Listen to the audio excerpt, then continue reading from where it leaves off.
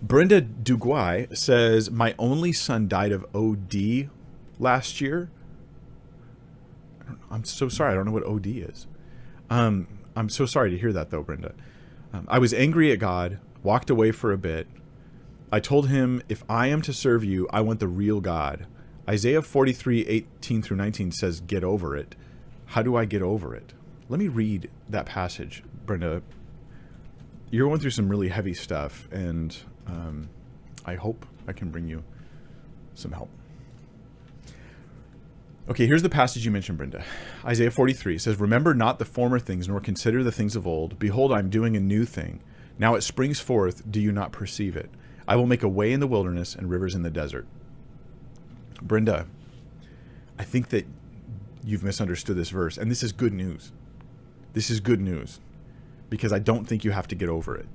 But let me offer you some explanation as to why this is. So remember not the former things. This is not a rule for Christians that we should just take and apply recklessly. We have to understand what God was saying in Isaiah to the people that were reading it, and then how that applies to us. Because if I just, like if my wife's like, hey, we have an appointment, Thursday at 3, be ready for that. Well, then I could not show up for the appointment, and I could tell her, well, I was obeying Isaiah 43:18 to remember not the former things. I didn't remember the appointment.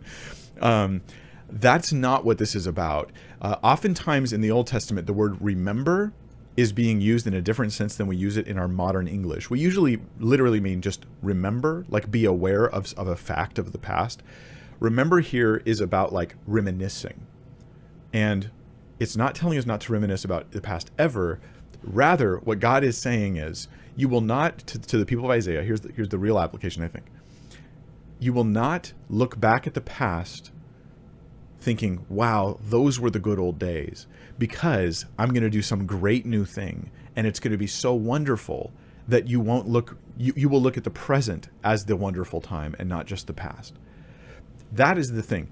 But that doesn't mean that we can like do a Joel Osteen and take this verse out of, forgive me guys, but that's what he does. Take a verse out of context and just apply it to any situation of life. Like someone could go to you, Brenda, and say, don't remember the past wonderful times you had with your son, right? Because God's going to do something even better, and it's coming right around the corner. He's going to bring you prosperity. He's going to open the doors that were closed, and he's going to turn on the lights that were shut off, and he's going to, I don't know. What do you? How do these preachings? They all just come up with a bunch of different metaphors that are vague. It's going to recharge the batteries of your life.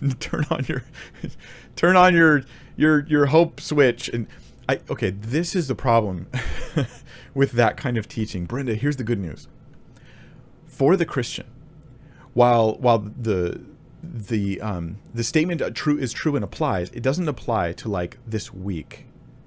It applies in a hopeful sense about our future eternal joy. The comfort God has for you, Brenda, is the day you stand in his very presence. And in Revelation, it tells us he wipes away every tear. This means that there are some sorrows you carry with you until you stand in the presence of God. And then he comforts you. And then you'll be in the day where you no longer reminisce about the past like what you've lost is gone forever, but instead you're in God's comforts. You're in God's wonderful, there's spring in the desert, right? You are experiencing the joy of the Lord in full, and you have his full comfort. That's a future day for you. So Brenda, I'm not saying get over it. You're not going to get over it. This pain is going to be with you, and you're going to experience it.